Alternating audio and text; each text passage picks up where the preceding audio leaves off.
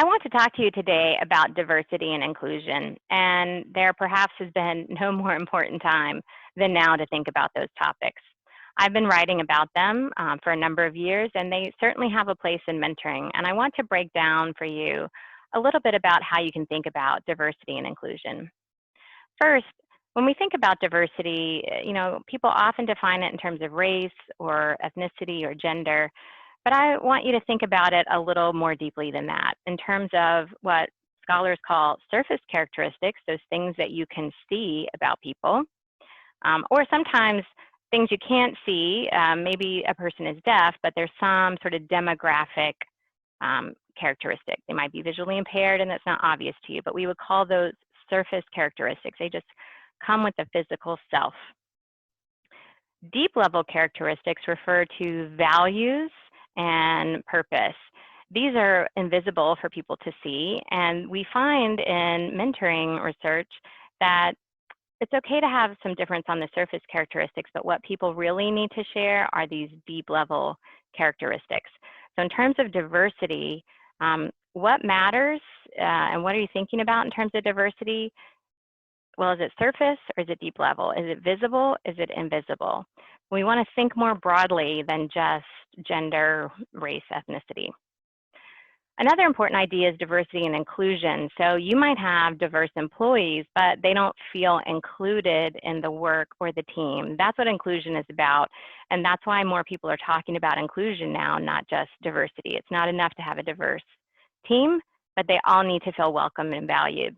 So the idea here is we're really going for inclusion when we're talking about mentoring relationships.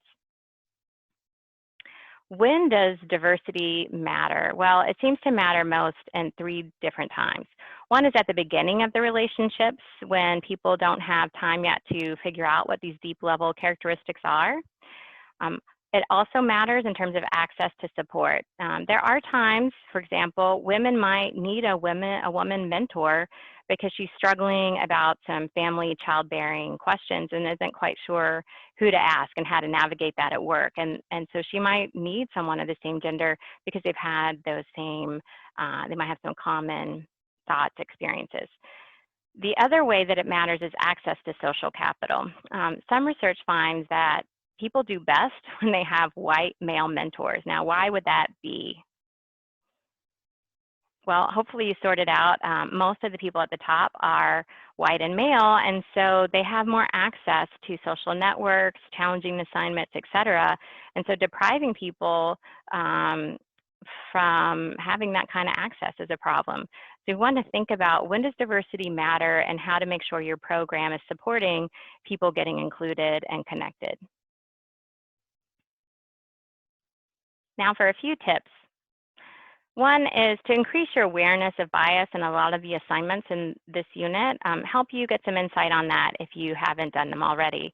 Two, I also want to mention to you are fundamental attribution error and confirmation bias. So watch out for thinking something about a person when it's really the situation. Maybe a person is frequently late and you think they're lazy, but in fact, they just haven't been able to get a good parking space or have some child caring responsibilities and need some assistance with that. They're not lazy, they're working super hard, but you attributed it to being lazy because they were late. So watch out for fundamental attribution error. And the way to do that is to ask people, don't assume something about them. Ask, hey, what's going on here? Confirmation is another one. Confirmation bias occurs when we interpret ambiguous information that in a way that confirms with our stereotypes and prejudices, perhaps, because we're not sure, so we want to just look at the stuff that confirms what we already think. How do you get rid of that? Well, you need to make sure that you have a diverse network yourself and get other people's take on, hey, how would you interpret this situation? I did that recently. I interpreted something in my department did, or in our school. But I asked the dean, hey, when they write me this, I'm interpreting it this way. What's your take on this? And he said, well, I didn't take it that way at all, so here's another take on it. That's a way to get rid of confirmation bias. Another tip is to believe what the person is telling you, even if if it is unbelievable, if it has to do with sexual harassment, discrimination. We are seeing in the news more and more cases of these things coming out. Who's to say what's real and what's not real? But you should definitely, if you're in a mentoring and coaching relationship, believe it and get them to the right person, whether that's HR office or some EEO offices. You need to believe it and help them resolve that. Watch out for sink and swim philosophies, meaning, gosh, people only, if they left the organization, they really didn't belong here to begin with. I encountered this a lot in universities, so people think that about professors. Oh, they didn't get promoted, so they weren't really, that was good attrition. Well, no, it's not. It's terrible attrition. We spent a long time finding that person.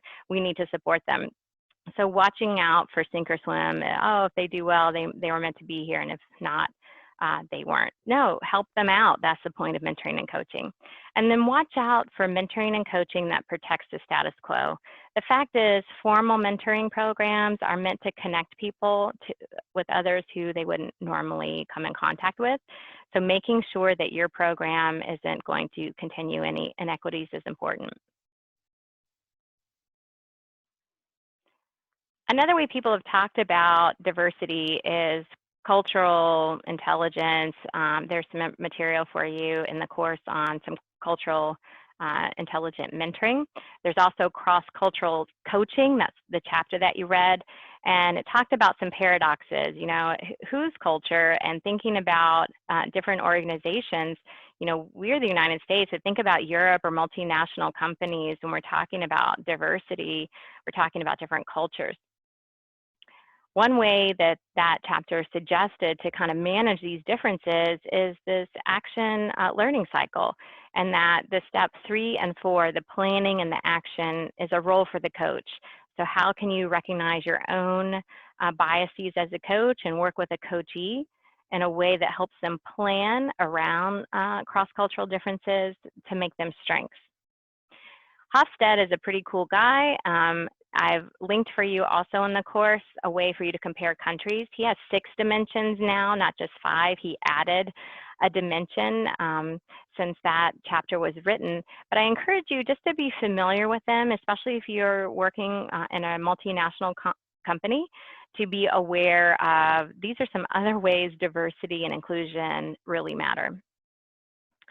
So some key points are having some sound appreciation of culture of the client and of a host country is important when we're talking about cross-cultural coaching, and self-awareness of your own background.